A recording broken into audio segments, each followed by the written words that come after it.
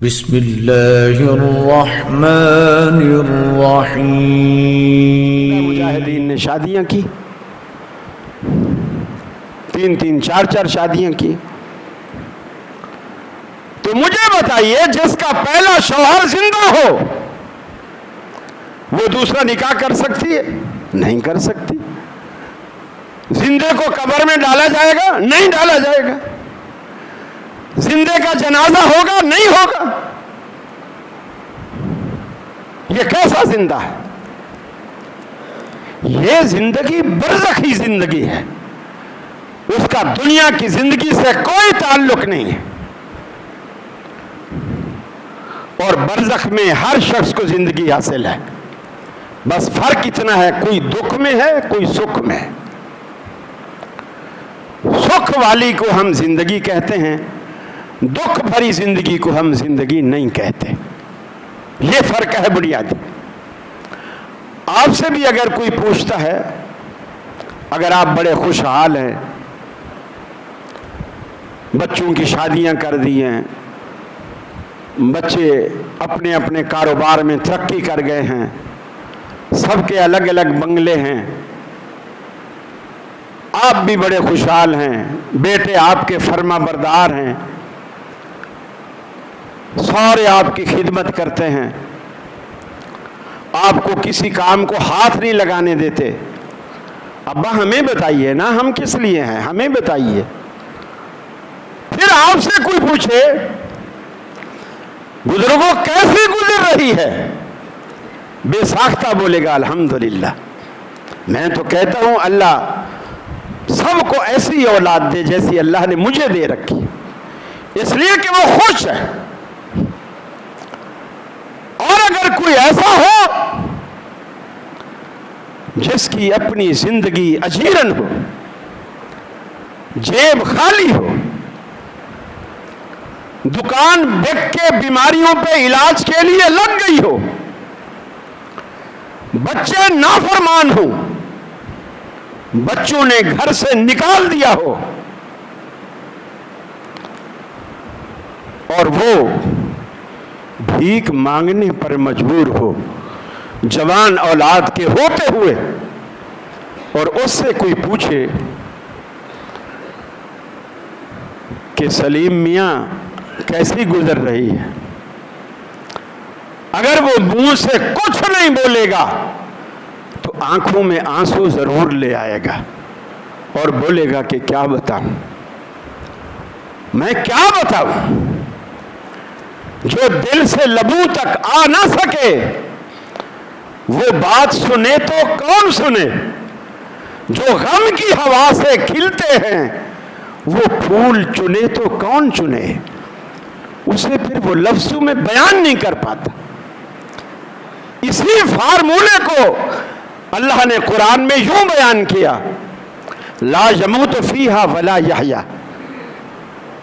ये जो दोज़ख हमने बनाई है, इसमें ना जिंदगी है ना मौत है, ना जिंदगी है ना मौत है। हालांकि अल्लाह के रसूल ने यह भी फरमाया कि क़यामत वाले दिन जब दोज़खी दोज़ख में, जन्नती जन्नत में चले जाएंगे, अल्लाह ताला मौत को दुम्बे की शक्ल में लाएगा, सबके सामने मौत को ज़िबह करेगा और कहेगा कि आज मौत को भी मौत आ गई है, आज के बाद मौत किसी को नहीं आएगी। लेकिन जिंदगी तो होगी ना। लेकिन अल्लाह ने कहा दोज़ख में ना जिंदगी है ना मौत है। इसीलिए कहा कि जिंदगी इंसान उसी को कहता है जिसमें सुख हो, जिसमें सुख हो, चैन हो। और दोज़ख में सुख चैन नाम की कोई चीज नहीं है, कोई चीज नहीं। हाँ दुख है, लेकिन दुख भरी जिंदगी को कोई जिंदगी कहता ही नहीं। हम उस जिंदगी को कहते हैं यार ऐसा जीना भी तो क्या जीना, इससे बेहतर था कि हम मर जाते। क्योंकि जब अफसोसनाक कोई ऐसी चीज सामने आती है ना, तो इंसान कहता है काश मैं मर जाता। मरियम अलैहिस्सलाम को फरिश्ते ने खबर दी, मरियम अल्लाह ने मुझे भेजा है, मैं तुझे बेटे की खुशखबरी देने आया। उन्होंने कहा मैं तो कुंवारी हूं, मेरी शादी नहीं हुई और मैं बदकार भी नहीं हूं, मुझे किसी बशर ने, किसी जिन ने, इंसान ने आज तक छुआ तक नहीं है, बेटा कैसे होगा? फरमाया क़ाल कज़ालिकी क़ाल रब्बुकी हुवा अलैया हय्यिन वलिनजअलहु आया। ऐ मरियम, ये तो मैं भी नहीं जानता कि बेटा कैसे होगा, लेकिन तेरे रब ने यही कहा है और उसने कहा है तो होगा, कैसे होगा हम नहीं जानते। और ऐसा करना रब्बुल आलमीन के लिए आसान है। और जब उन्हें तकलीफ महसूस होने लगी, वीराने में अलहदगी इख्तियार की, कुरान यहाँ जुमला वही कहता है कि मरियम अलैहिस्सलाम माथा पकड़ कर रोने लग जाती हैं, कहती हैं या लैतनी मित्तु क़ब्ल हाज़ा, ऐ काश के आज के दिन से पहले मरियम मर चुकी होती, मेरा वजूद ना रहा होता, मेरा नामो निशान न रहा होता। या लैतनी मित्तु क़ब्ल हाज़ा व कुन्तु नसियम मनसिया, मैं भूली भुलाई होती, लोगों में मेरा कोई जिक्र ना होता। आज तो गोया मेरी इज्जत का जनाजा निकल रहा है, कुंवारी होकर जब गोद में बच्चा लेकर जाऊंगी, कौम तानाजनी के निश्तर चलाएंगे, किस किस का मुंह बंद करती फिरूंगी। जो या जब भी कोई दुख की खबर इंसान देखता है, यही तमन्ना करता है काश ये सुनने से पहले, ये देखने से पहले मैं मर चुका होता। चुनाचे जंगे जमल में भी सैयदना अली अल मुर्तज़ा रज़ी अल्लाह ताला अन्हु अल बदाया व नहाया में ये रिवायत मौजूद है। उन्होंने हज़रत हसन को बुलाया। जब हज़रत अली का गिरोह, हज़रत मुआविया का गिरोह जंग सिफीन में, जंग जमल में गुत्थम गुत्था है। हज़रत अली ने देखा तो रो पड़े। बेटे से कहा, बेटा मैं मुसलमानों को लड़ता देखकर दिल में यह तमन्ना कर रहा हूं, काश आज के दिन से 20 साल पहले मैं मर चुका होता। ये सैयदना अली अल मुर्तज़ा के अल्फाज है। आज के दिन से 20 साल पहले मैं मर चुका होता, वो मुझे ज्यादा अजीज है निस्बतन ये मंजर देखने के। हजरत हसन ने कहा, अब्बा जी, अब्बा जी, अल्लाह की कसम मैंने आपको इससे मना नहीं किया था, मैंने नहीं कहा था कि आप ये फैसला ना करें लड़ाई का। हजरत हसन एक अजीब शख्सियत के मालिक थे, इसलिए कि अल्लाह के रसूल की खास दुआ थी उनको। उस दुआ का असर सैयदना हसन में जिंदगी भर रहा कि मेरा ये बेटा है जो सैयद है, सरदार है और अहले जन्नत के नौजवानों का भी सरदार है, जन्नत के फूलों में से एक फूल है।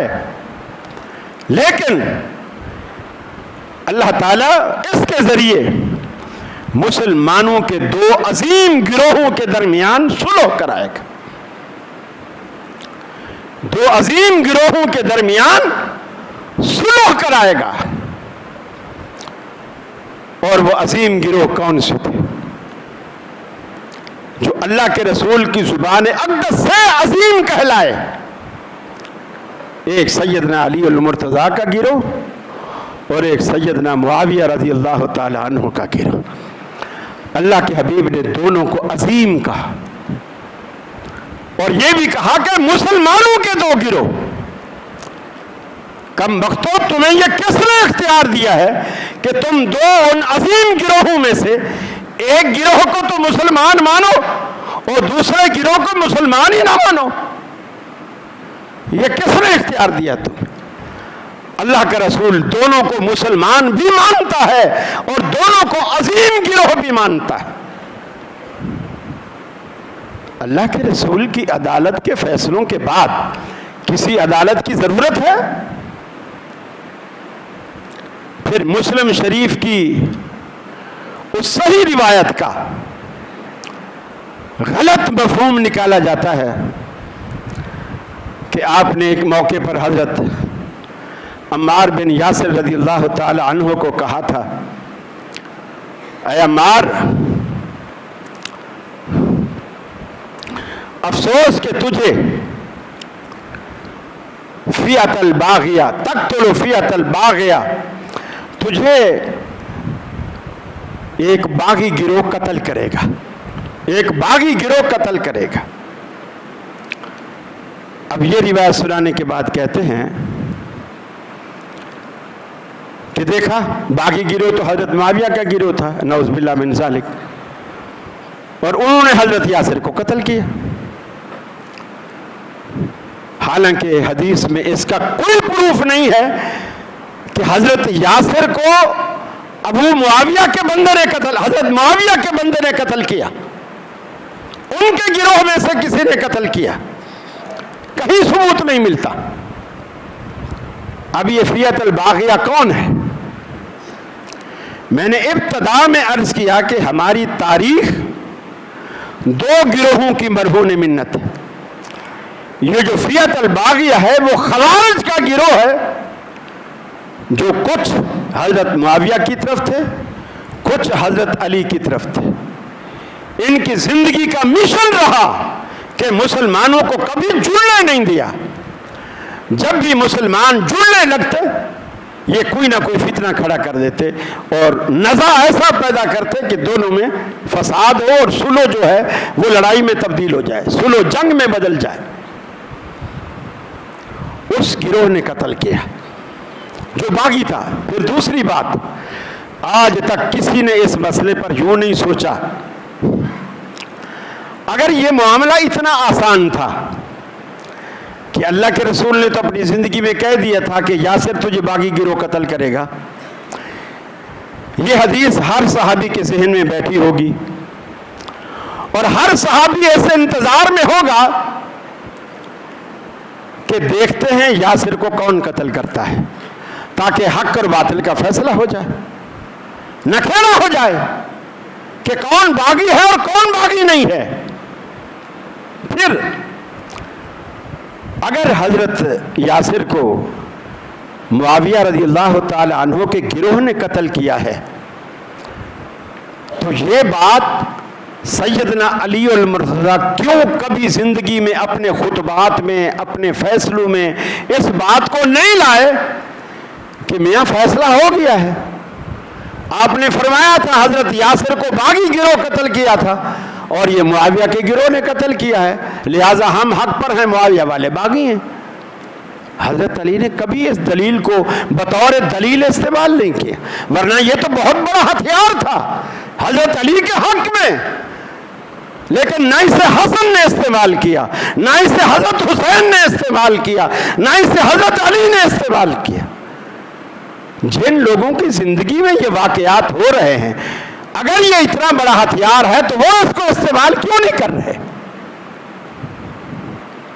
ये सारी ऐसी बातें मेरे भाई समझिए, इस हकीकत को जानिए। एक दूसरा प्रोपेगेंडा ये भी किया जाता है कि जी आपने एक बच्चे से कहा, जाओ, गालिबन हजरत अनस थे, जाओ मुआविया को बुला के लाओ। वो गए, वापस आए, कि या रसूलल्लाह वो खाना खा रहे हैं। कुछ देर के बाद आपने फिर कहा बुला लाओ। वो गए और आकर के कहा कि या रसूलल्लाह वो खाना खा रहे हैं।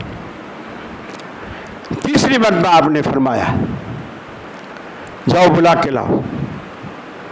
वो गए और आकर के कहा या रसूलल्लाह वो खाना खा रहे हैं। तो इस वक्त आपने फरमाया अल्लाह करे मुआविया का पेट कभी ना भरे, अल्लाह करे मुआविया का पेट कभी ना भरे। अब इसको बयान करने के बाद कहते हैं देखा अल्लाह के रसूल ने कितनी बड़ी बद्दुआ दी और नबी के बुलावे पर नहीं आया। ये एक धोखा दिया जाता। समझिए इस हदीस को। आपने बच्चे से कहा मुआविया को बुलाओ, उसने आकर के कहा कि मुआविया खाना खा रहे हैं।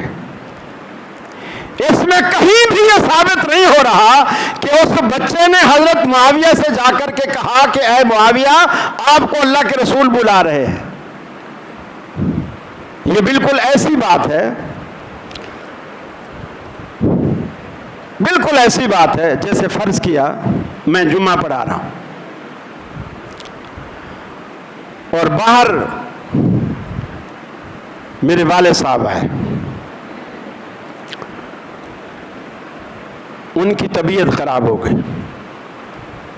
उनको नहीं पता कि मैं जुम्मा पढ़ा रहा हूं, स्पीकर नहीं है, बाहर आवाज भी नहीं जा रही। उन्होंने किसी को भेजा कि जाओ कारी खलील को बुला के लाओ। बच्चा आया, वहां शीशे से देखा कि मैं तो जुम्मा पढ़ा रहा हूं। उसने जाकर मेरे वालिद को बोला कि कारी साहब जुम्मा पढ़ा रहे। ये नहीं कहा कि मैंने बुलाया है या नहीं बुलाया, वो जुम्मा पढ़ा। उसने आंखों से देखा जुम्मा पढ़ा रहे। बच्चे ने देखा हजरत मुआविया खाना खा रहे हैं तो खुद से जाके बताया कि मुआविया खाना खा रहे हैं।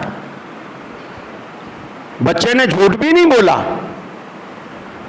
लेकिन समझने वालों ने झूठ बोला, जिन्होंने हजरत मुआविया पर यह तोहमत लगाई कि नबी के बुलावे पर नहीं आया, इसलिए कि हजरत मुआविया को बुलाया ही नहीं गया,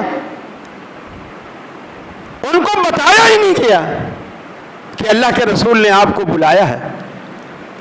मेरे भाई बात को थोड़ा समझें, बात को थोड़ा, ये मामूली बातें नहीं हैं।